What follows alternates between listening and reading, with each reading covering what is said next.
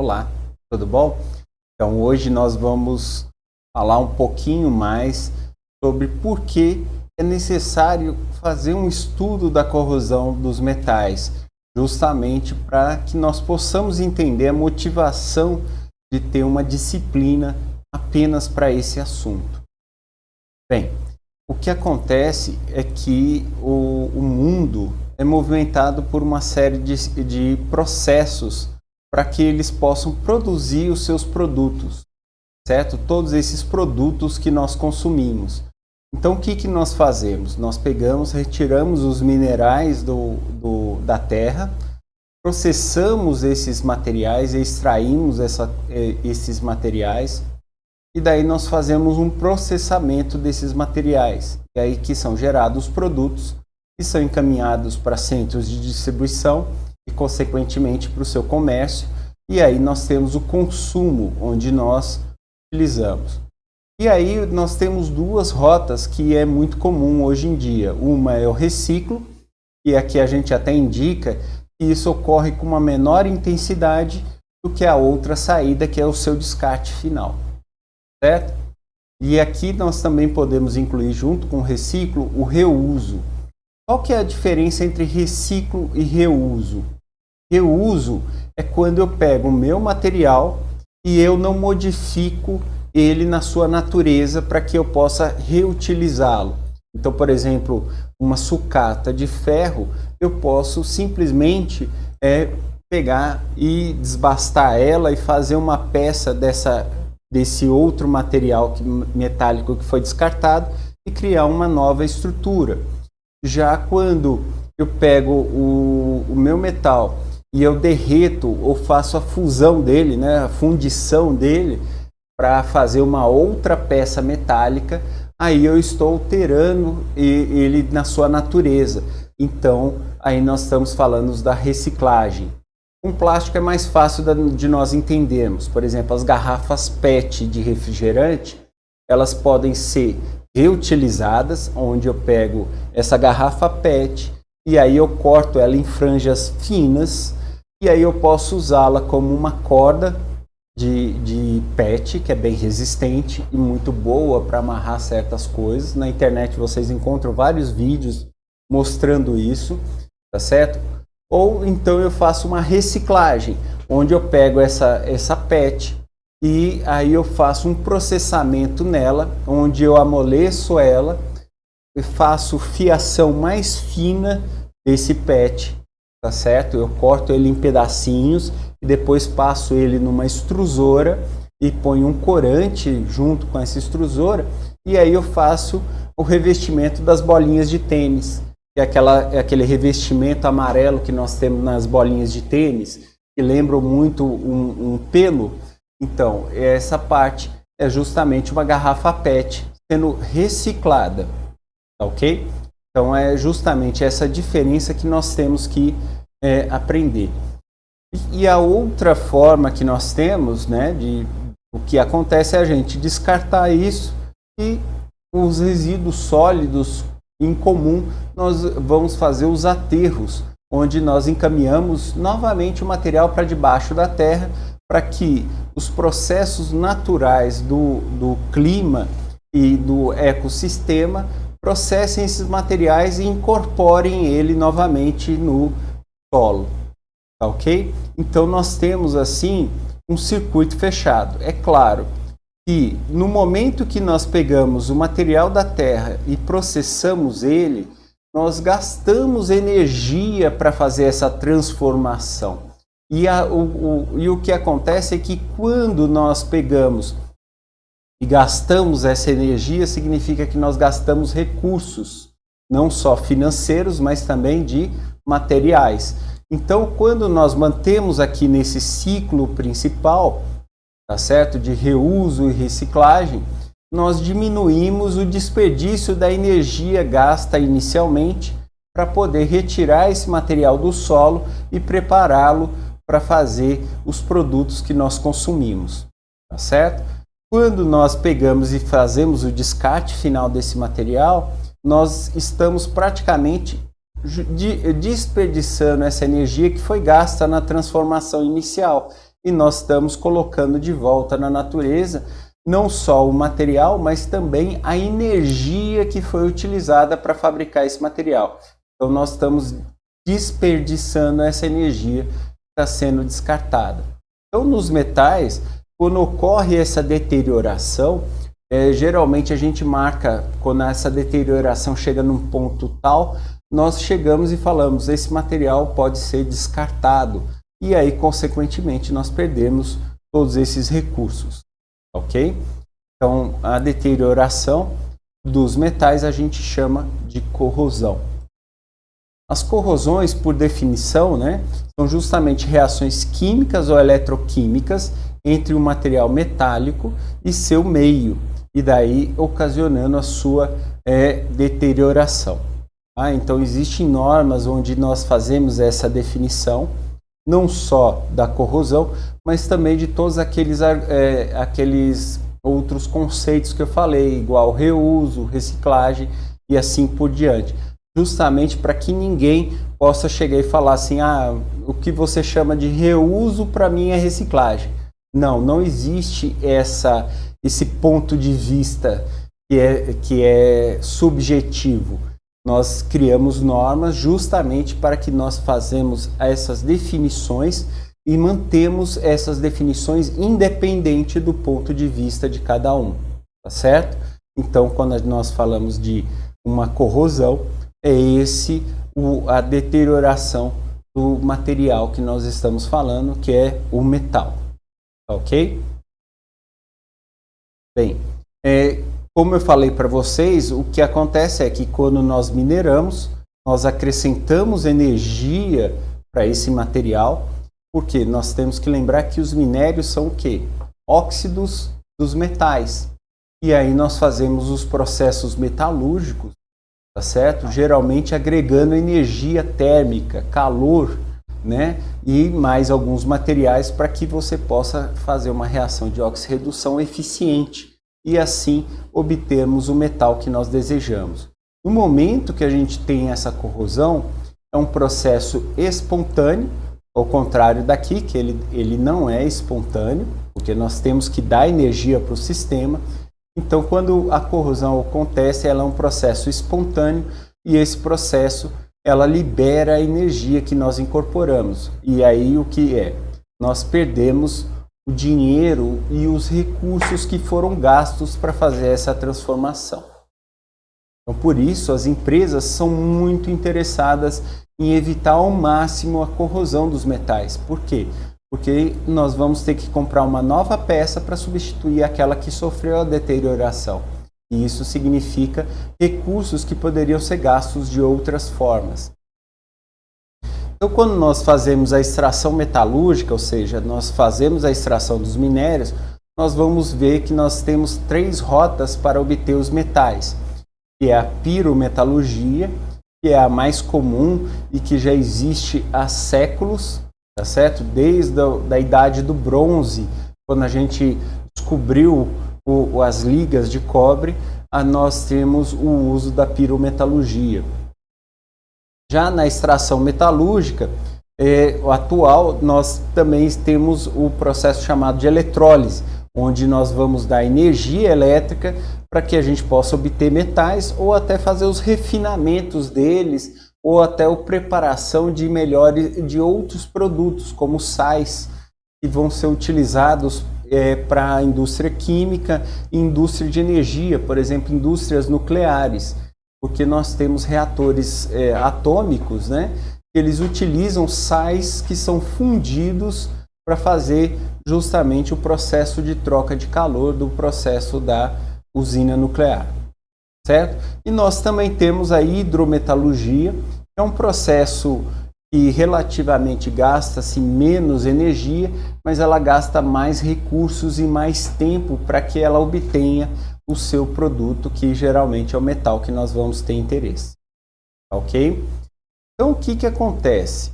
Se nós temos o nosso material metálico, o nosso meio corrosivo e as nossas condições operacionais, nós formamos aqui um triângulo de reação, tá certo? Igual nós falamos da oxidação ou combustão, nós temos também o triângulo da corrosão, onde nós temos aqui o material metálico, e para ele sofrer uma corrosão, ele tem que ter um meio que vai fazer o processo corrosivo, e também tem que existir as corrosões, as condições operacionais necessárias para que essa reação ocorra, certo?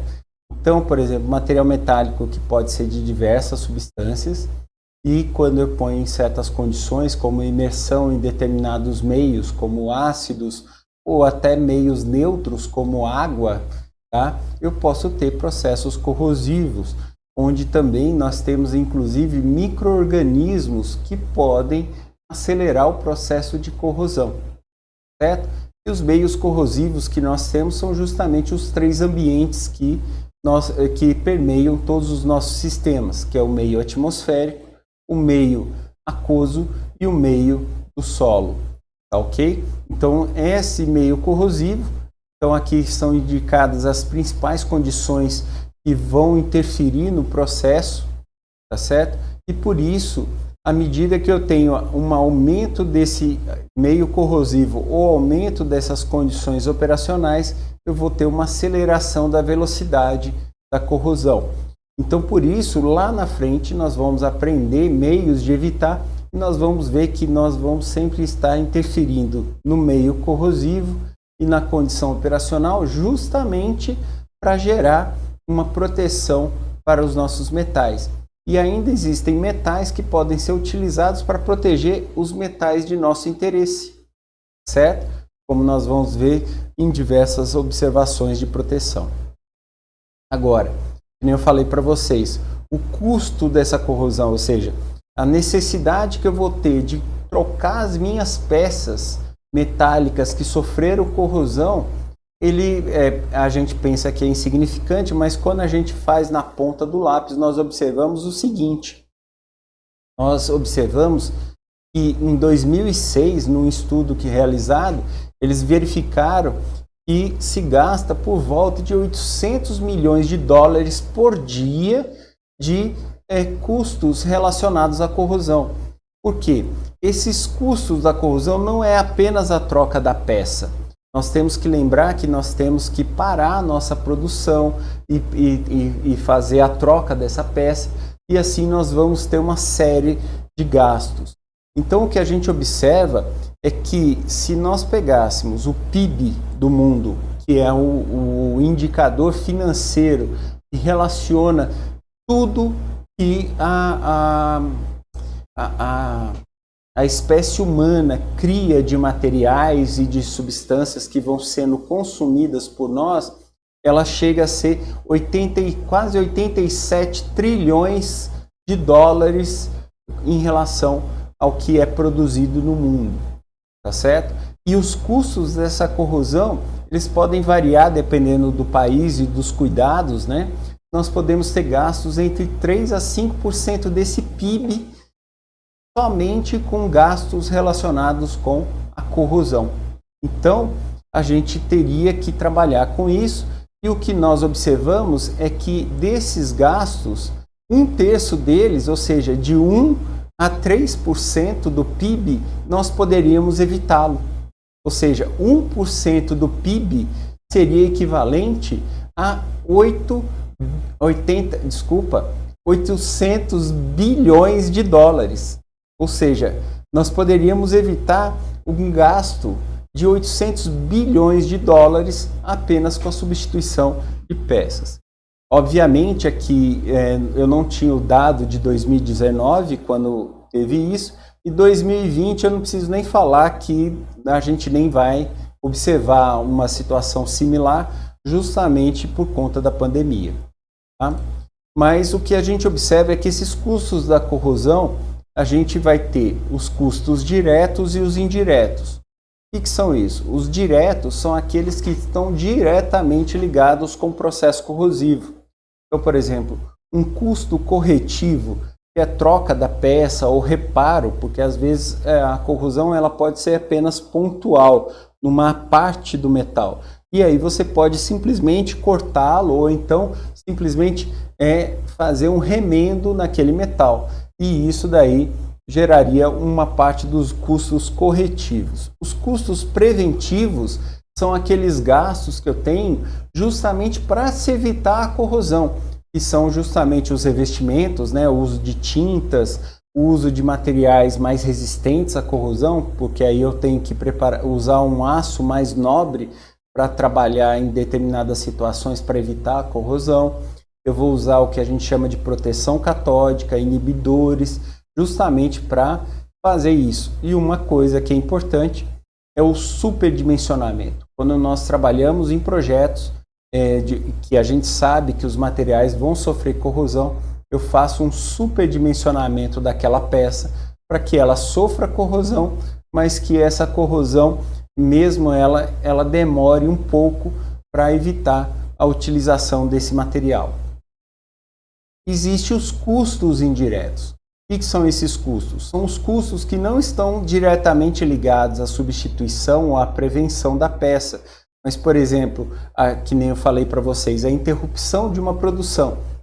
Tá? Eu posso parar a produção por diversas razões, mas uma delas, que acaba sendo principal, é justamente para fazer a substituição por peças melhores, ou então peças novas, para que o equipamento permaneça com aquela produtividade necessária. Porque eu posso ter uma perda de eficiência do meu processo, porque eu vou ter que diminuir a produção de determinadas coisas, porque as minhas peças não suportam mais trabalhar no talo, ou seja, trabalhar no máximo de produção que ela poderia fazer. E existem as outras situações que vão gerar problemas. Por exemplo, uma tubulação de um oleoduto que sofre corrosão, ele vai gerar um problema gigante. Por quê? No momento que você tem um vazamento ocorrido por conta de vazamento no oleoduto, você não gasta apenas para substituir aquele duto. Você tem toda a descontaminação ambiental que é necessária para garantir que o meio ambiente não seja atingido de forma irreversível. Tá? Então isso daí vai gerar outros problemas e acidentes. Por exemplo, na década de 90, se não me falha a memória, 80 ou 90, aconteceu um acidente gravíssimo na Índia, onde se vazou gás cloro, porque as válvulas dos equipamentos da planta que fabricava esse gás, ela simplesmente sofreu tanta corrosão e faltou-se com a manutenção dessas válvulas, que as válvulas começaram a desenvolver problemas, defeitos. E aí houve um efeito cascata, onde se vazou gás cloro, matou por volta de 90 mil pessoas, além de cegar outras 50 mil pessoas. Então isso são problemas, são custos indiretos de uma corrosão que era necessário parar. Mas como as pessoas estavam preocupadas com o lucro, eles resolveram não parar e ainda ocasionou esse acidente gravíssimo. Tá? Isso daí aconteceu em Bombaim. Foi uma tragédia gigantesca. Existe diversas situações que uma indústria pode parar, mas a maior parte delas vão ocorrer por 3 processos que estão diretamente relacionados com a corrosão, que é a corrosão propriamente dita, a fadiga, que é um processo corrosivo de esforço mecânico, ou seja, uma tubulação ela pode trincar justamente por conta dos efeitos da pressão de dentro da tubulação que podem ocorrer e gerar problemas de trincas que vão aparecendo na tubulação justamente pela contração e expansão dessa tubulação. Também pode estar relacionado com aquecimento. E aí gera-se o que a gente chama de fadiga.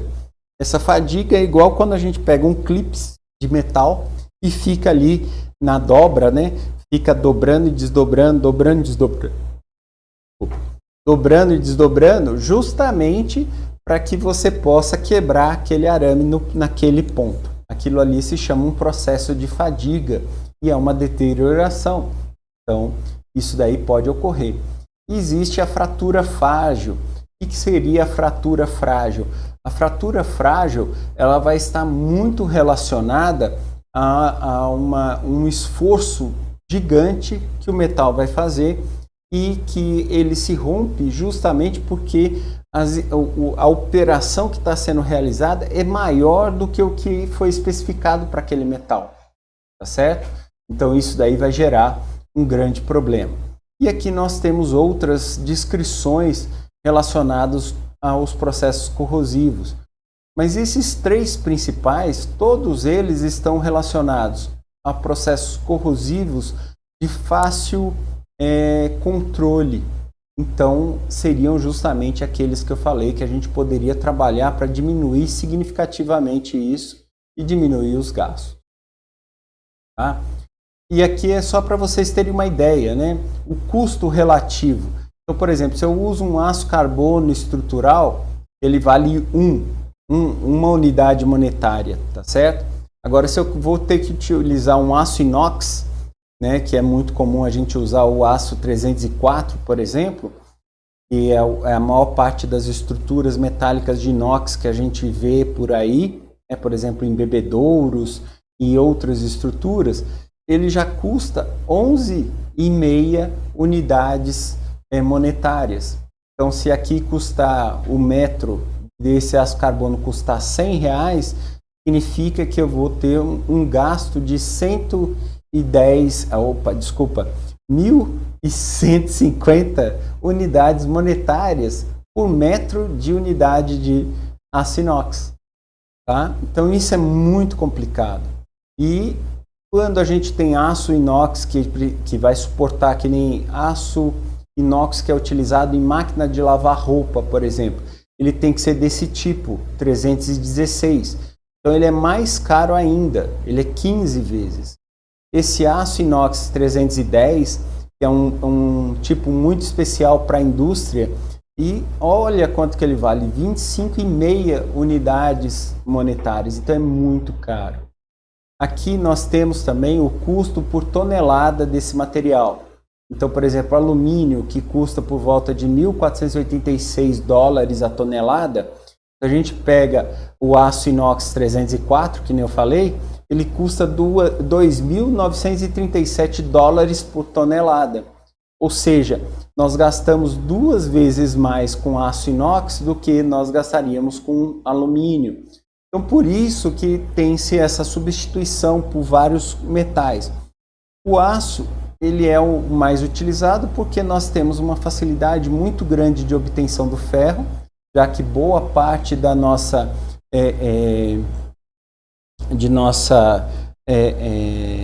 crosta terrestre ela é composta de ferro, então é um dos metais mais abundantes que nós temos para processar, certo?